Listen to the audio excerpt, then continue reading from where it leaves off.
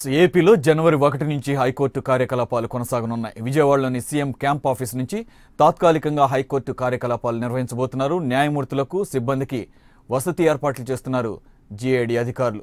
High court విజయవాడకు రావడంపై ప్రజలతో పాటు సీనియర్ న్యాయవాదులు కూడా హర్షం వ్యక్తం చేస్తున్నారు. విజయవాడ తాత్కాలిక హైకోర్టు ప్రాంతం నుంచి మరిన్ని వివరాలు మా ప్రతినిధి సాయి అందిస్తారు.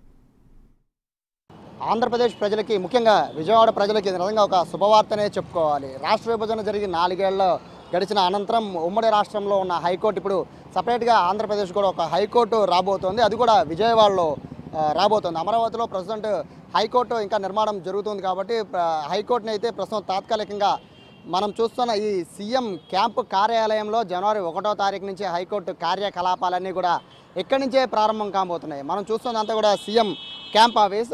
రాష్ట్ర విభజన జరిగిన తర్వాత చంద్రబాబు నాయుడు పరిపాలన కూడా మొదట ఇక్కడి నుంచే సాగింది. ఇక్కడే బస్సులో నుంచే చంద్రబాబు నాయుడు ఇదే ప్రాంతం నుంచే తన పరిపాలన కొనసాగించారు. అనంతరం దీని కన్స్ట్రక్షన్ పూర్తయ్యాక, అంటే మొదట ఇది ఇరిగేషన్ ఆఫీసు, దీన్ని సీఎం క్యాంప్ ఆఫీస్గా చేశారు. క్యాంప్ ఆఫీస్గా చేసిన అనంతరం సీఎం పూర్తి కార్యకలాపాలన్నీ కూడా ఇక్కడి నుంచే చేయడం జరిగింది. అయితే ఈ క్యాంప్ ఆఫీసు ఖాళీ అయిన అనంతరం మొదట దీన్ని గవర్నర్కి ఇవ్వబోతున్నారని తెలిసింది. గవర్నర్ బంగ్లాగా దీన్ని ఏర్పాటు చేస్తారని మొదట అందరూ భావించిన పరిస్థితి. అయితే హైకోర్టు అనేది విజయవాడకి రావడం, దాని గురించి మనతో అభిప్రాయాలు పంచుకోవడానికి సీనియర్ న్యాయవాది నరాశెట్టి నరసింహరావు ఉన్నారు.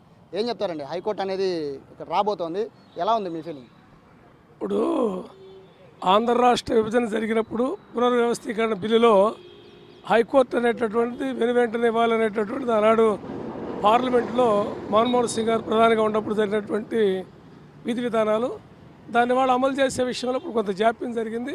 ఏదేమైనప్పుడు కూడా ఈ భారతదేశానికి ప్రథమ పౌరుడు రాష్ట్రపతి అయినటువంటి కోవింద్ గారు వాళ్ళు అనౌన్స్ చేయడం నిన్న వెనువెంటనే దాన్ని అమలు చేసే విషయంలో కేంద్ర రాష్ట్ర ప్రభుత్వాలు కూడా వారి స్థాయిలో వాళ్ళు ప్రయత్నాలు చేయడం జరిగింది.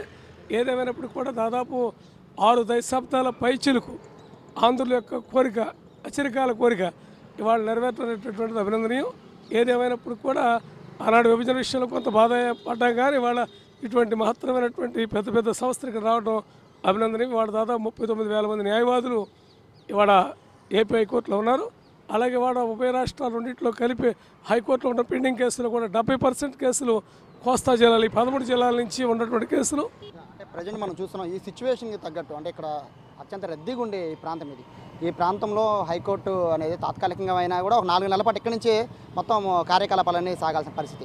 అంటే ప్రజెంట్ ఉన్న ఇక్కడ సిచ్యువేషన్ ప్రకారం ఇక్కడ సెక్యూరిటీ రీజన్స్ అనేది సరిపోతుందంటారు. ఎందుకంటే 15 మంది న్యాయమూర్తులు, ఒక ప్రధాన న్యాయమూర్తి కూడా ఇక్కడి నుంచే కార్యకలాపాలు కొనసాగించారు కాబట్టి. ఇప్పుడు ఎవరెంత ఉన్నా కూడా జ్యుడిషియరీకి వచ్చేటప్పటికే విజయవాడలోనే రాష్ట్ర డీజీపీ గారి క్యాంప్ కార్యాలయం ఉంది ఎదురుగుండానే. ఇప్పుడు అందువల్ల ఇక్కడ ప్రాబ్లం ఏమీ లేదు. కమిషనరేట్ ఉంది, కమిషనర్ గారి కార్యాలయం కూడా కోతవేటు దూరంలో ఉంది. టెక్నికల్ రీజన్స్లో ఏమి అటువంటి సెక్యూరిటీ ప్రాబ్లం ఏముంది, ఏం పెద్ద హింసాత్మక సంఘటనలు కలిగేటువంటి ప్రాంతం కాదు. ప్రశాంతమైన వాతావరణం అంతా కూడా ఇక్కడ ప్రజలందరూ కూడా చక్కటి హావభావాలు కలిగిన వాళ్ళు, ఎవరు కూడా ఇక్కడ ఇటువంటి వాటిని స్వాగతించేవాళ్ళు తప్ప ఎటువంటి ప్రాబ్లం ఉండదు. ఇవాళ 4 వారాలు పెట్టినా లేదా 4 నెలలు పెట్టినా కూడా ఇక్కడ కార్యక్రమాలు అనేటువంటి ముందు ప్రారంభించడానికి జరిగితే ఆ కరువు నిదానంగా జరిగిపోతుంది. కాబట్టి దాని విషయంలో మేమెవరం కూడా అది టెక్నికల్గా ఇబ్బంది అనేటటువంటి భావన మాకు న్యాయవాదుల్లో లేదు. న్యాయమూర్తులు కూడా చక్కగా సంతోషంగా వస్తున్నారు. ఆల్రెడీ హైకోర్టులో ఇప్పుడే ఎంతమంది రావాలనేటువంటి కూడా ఒక ఫిగర్ కూడా డిసైడ్ చేశారు. అలాగే చీఫ్ జస్టిస్ గారి పేరు కూడా అనౌన్స్ అయింది కాబట్టి ఇవన్నీ కూడా సుపరిణామాలు జరుగుతున్నాయి. ఏది ఏమైనప్పుడు కూడా న్యాయవాదులకి మంచి మేలు జరుగుతుంది. అలాగే కక్షిదారులకు కూడా సత్వ న్యాయం జరుగుతుంది. ఒక సీనియర్ న్యాయవాదిగా చెప్పండి, ప్రవీణ్ కుమార్ గారు ఇక్కడ చీఫ్ జస్టిస్గా రాబోతున్నారు ఏపీకి, ఎలా అనిపిస్తుంది? ఆయన గురించి చెప్పండి. ఎవరు వచ్చినా ఎవరినైతే ఇక్కడికి న్యాయమూర్తులుగా వారు నియమిస్తారో ఆ న్యాయమూర్తులు వస్తారు. చక్కగా న్యాయబద్ధంగా ఉండే హైకోర్టులో ఏ రకమైనటువంటి విధి విధానాలు జరిగాయో ఇప్పుడు హెడ్ క్వార్టర్ హైదరాబాద్లో అదే విధి విధానాలు ఇక్కడ మన రాజధానిలో కూడా అమరావతిలో కూడా చేస్తారు. ఆ విషయంలో ఏం ప్రాబ్లం ఉండదు. న్యాయవాదులు కోవిదులు, ఎందుకంటే ఇక్కడ దాదాపు 3,500 మంది న్యాయవాదులు ఇక్కడే ఉన్నారు. ఇక్కడి నుంచి వెళ్ళిన వాళ్ళు హైకోర్టు న్యాయవాదులు ఉన్నారు. ఇక్కడి నుంచి వెళ్ళిన వాళ్ళు సుప్రీంకోర్టు న్యాయవాదులు అయ్యారు.